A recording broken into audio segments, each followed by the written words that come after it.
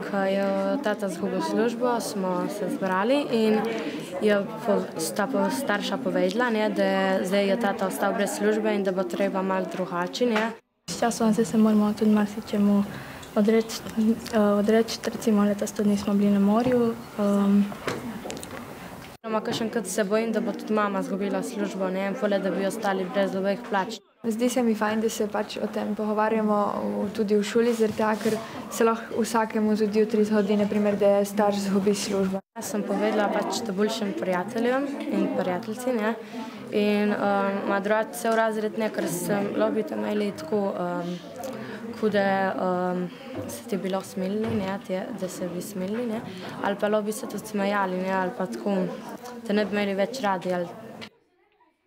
Tudi starša me ne obremenjujesta s tem in mi ne nič govorista, ker po mojem tudi moja starša se lahko tudi bojista, da bi poleg kaj jaz bila preveč zaskrbljena in poleg bi imeli v šoli padale ocene dol.